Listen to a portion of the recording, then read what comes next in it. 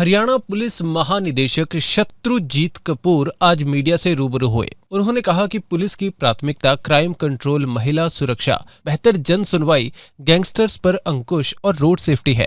महिला सुरक्षा को प्रभावी बनाने के लिए डायल 112 और महिला हेल्पलाइन 1091 को इंटीग्रेट किया गया है। इसके लिए प्रदेश के गुरुग्राम और रोहतक जिले में अध्ययन किया गया। स्कूल कॉलेज जाने वाली छात्राओं, ऑफिस वर्किंग वुमेन को डायल 112 पर रजिस्ट्रेशन के लिए कहा गया है।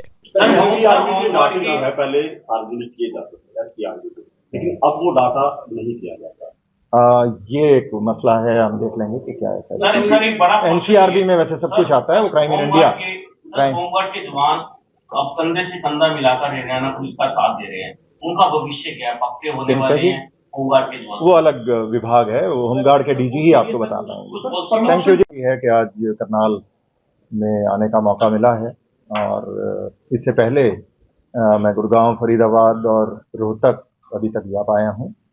आज करनाल, कल सोनीपत, अगले हफ्ते हिसार और बाकी सब हमारे रेंज हेडक्वार्टर्स और पुलिस कमिश्नरेट्स हैं जो वहाँ पे इसी महीने उनका विजिट करके और अफसरों के साथ इंटरेक्शन और जो हमारी प्रायोरिटीज़ हैं उनके बारे में चर्चा करेंगे।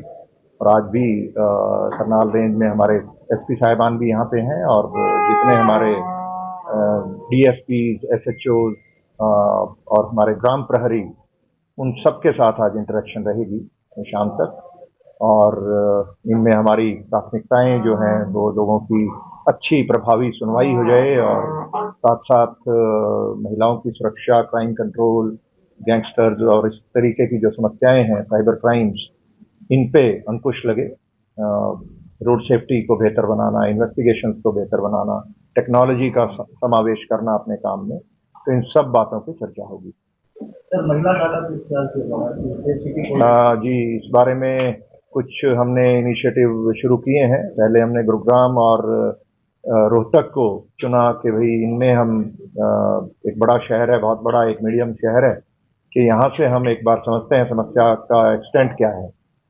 तो वो समझ के हमें सब अफसरों से बात करके, ब्रेनस्टॉर्मिंग सेशंस करके एक जो इनिशियल स्ट्रेटजी बनी है, जिसको और हम बेहतर बनाएंगे समय के साथ, तो उसमें ये रखा है कि भाई जो हमारी डायल 112 का बहुत अच्छा सिस्टम बन गया, तो उसको हम इफेक्टिवली जो महिलाओं की हमारी हेल्पलाइन है 1091, उसको हमने उससे इंटीग्रेट कर लिया है।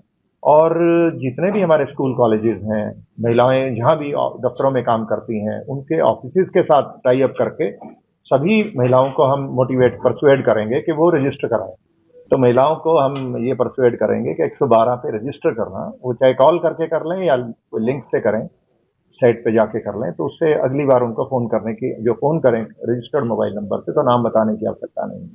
फ़ोन के पास पहले से होगा और उसमें अगर लोकेशन शेयरिंग भी वो कर लेते हैं तो हमें उनको ये भी बताने की आवश्यकता नहीं है कि वो कहाँ पर हैं। डीजीपी ने बताया कि ट्रिप मॉनिटरिंग सिस्टम अक्टूबर से शुरू किया जाएगा। लोकेशन शेयरिंग के लिए प्राइवेट टैक्सी को शामिल किया गया है।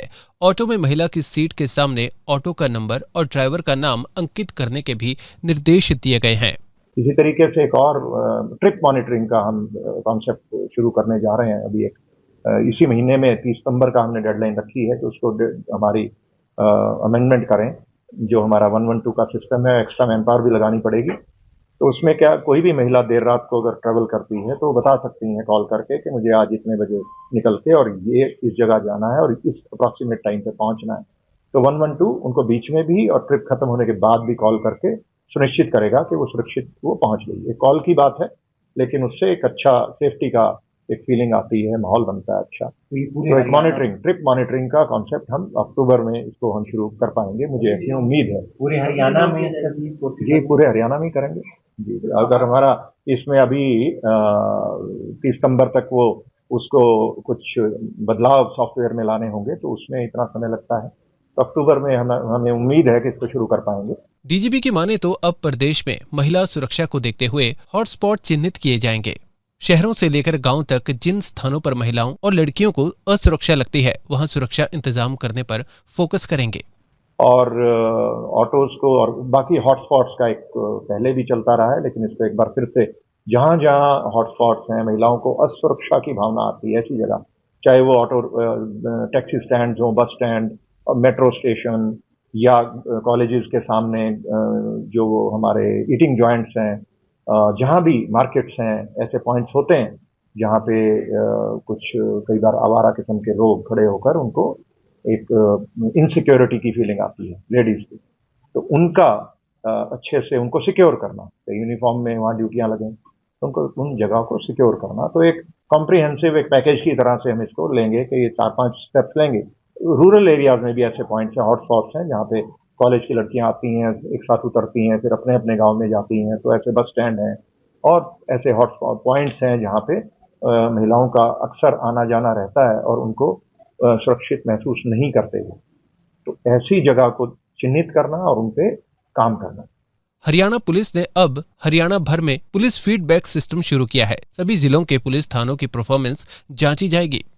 तो क्राइम कंट्रोल सुनवाई जो है, फीडबैक का सिस्टम आपने पढ़ा होगा, वो हमारा शुरू हो गया है और उसमें अब अलग अलग जिलों की हर रोज मेरे पास रिपोर्ट आती है कि किस जिले में उस दिन की क्या सेटिस्फेक्शन रेट रही, तो वो उसको जब हम हफ्ते में महीने में देखेंगे तो एक महीने में क्लियर पिक्चर निकल के आएगी कि किस डिस्ट्रिक्ट में किस पुलिस स्टेशन की किस यूनिट की कितनी सेटिस्फेक्शन रेट है। तो उसमें जिनकी कम है उनको हम काम करने में उनको गाइड करेंगे कैसे बेहतर कर सकते हैं, और जिनकी अच्छी है वो तो उनको सम्मानित करने का काम करेंगे। तो ये सब चीज़ें, सुनवाई बेहतर हो लोगों की, तुरंत उनकी प्रभावी कार्रवाई हो और महिलाओं की सुरक्षा की बात होगी। ऐसे ही ग्राम प्रहरीज की जो बात थी, प्रहरीज का हमने फैसला ये किया है कि उनको एक मैनेजेबल एरिया देना है। अनमैनेजेबल एरिया देने से लाभ नहीं होता, तो अगर कुछ एरियाज हैं अगर कम रह जाते हैं तो हम कुछ एरिया छोड़ देंगे। सेक्टर हैं उनमें ऐसा कोई आवश्यकता नहीं है कि वहाँ सब जगह हम लगाएं। सेक्टरों में ऐसे गेटेड कॉलोनीज होती हैं जहाँ पे क्राइम ना के बराबर है, तो वहाँ पे मैन पावर उन एरियाज में रखेंगे, मैन पावर जितनी अवेलेबल है जहाँ पे हमें एक अपराध की समस्या है। और इसी प्रकार से गांव भी बहुत सारे हैं जहाँ एक भी एफआईआर भी नहीं हुई, इन गांवों पे हमें मैन पावर लगाने की आवश्यकता नहीं है। तो एक प्रायोरिटाइज करना उसको अवेलेबल रिसोर्सेज के मुताबिक, तो वो करने की आवश्यकता है। तो इतने हम ट्विकिंग उसको करेंगे सिस्टम को जब हम चलाते हैं तो बहुत सारी लर्निंग होती है, उस लर्निंग का हिस्सा है ये। तो स्ट्रेटजी जो है वो रिजिड नहीं हो सकती, वो फ्लेक्सिबल होनी भी चाहिए और होती भी है। नूह दंगों को लेकर डीजीपी ने कहा, पुलिस ने विभिन्न जिलों में इस मामले में 100 से ज्यादा केस दर्ज किए गए हैं। 595 आरोपियों की गिरफ्तारी हो चुकी है। जिसका भी रोल होगा उसके खिलाफ एक्शन होगा। किसी की जाति धर्म देखकर नहीं, सबूतों के आधार पर काम होगा। ये बहुत सारे हमारे केसेस हैं वहाँ पे, करीब करीब उसमें अगर आज की बात करें तो 595 लोग अरेस्ट हो चुके हैं अभी लगभग। उसमें 100 से भी ज्यादा केसेस हैं जो अलग अलग जिलों में दर्ज हैं और 595 अरेस्ट हो चुकी हैं और करीब 150-200 लोग प्रिवेंटिव अरेस्ट हुई हैं। तो एक उसमें बहुत सारे केसेस हैं और बहुत सारे केसेस में चार्जशीट हमारी कोर्ट में जा चुकी, चालान तैयार है, तो उसका ट्रायल चलेगा। इस बारे में जो मैंने आपको शुरू में कहा कि भाई इंडिविजुअल केसेस की हम बात नहीं करेंगे, वो जो हमारी हर केस का एक अलग स्वरूप होता है, उसके फैक्ट्स अलग होते हैं, तो उसका ये चीज़ें सब जुडिस भी हैं, बेल एप्लीकेशंस लगती हैं, तो वो सारी चीज़ें हम इंडिविजुअल केस के मेरिट्स की बात नहीं करेंगे। बाकी जिस केस में जिसका भी रोल आएगा उसके ये कहा जा रहा है कि बैलेंस करने के लिए पहले भी नहीं, ऐसा कोई बैलेंसिंग नहीं करते, एविडेंस पे काम होता है और उसमें हम किसी भी जो क्रिमिनल है, ऑफेंडर है, उसकी जाति धर्म और ये सब देखने का काम नहीं करते। वो मैंने आपको अभी एक रिक्वेस्ट की थी कि इंडिविजुअल केसेस और उसमें हम चर्चा नहीं करेंगे और मुझे लगता है कि अब काफी हमारी बात हो गई। जी संदीप सिंह मामले में देखिए साहब, ये चंडीगढ़ पुलिस का मसला है, आप गलत हरियाणा पुलिस ट्विटर पे जी ट्रेंड चला रही है जी,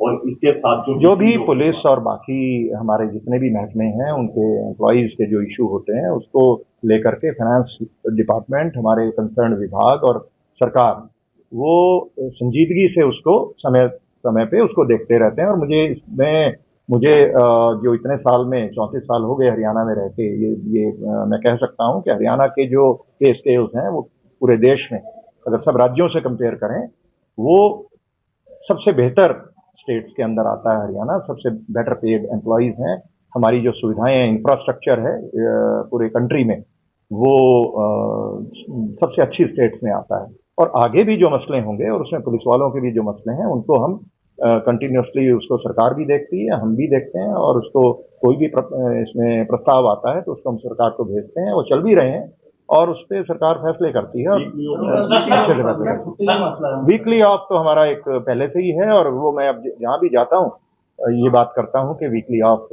उसमें देना है। अपने आसपास से जुड़े ऐसे ही अपडेट्स पाने के लिए देखते रहिए अंबाला ब्रेकिंग न्यूज। हमें फेसबुक पर लाइक करें, यूट्यूब पर सब्सक्राइब करें और अपने एप्पल और एंड्रॉयड मोबाइल फोन के प्ले स्टोर से हमारी app Ambala breaking news download करें।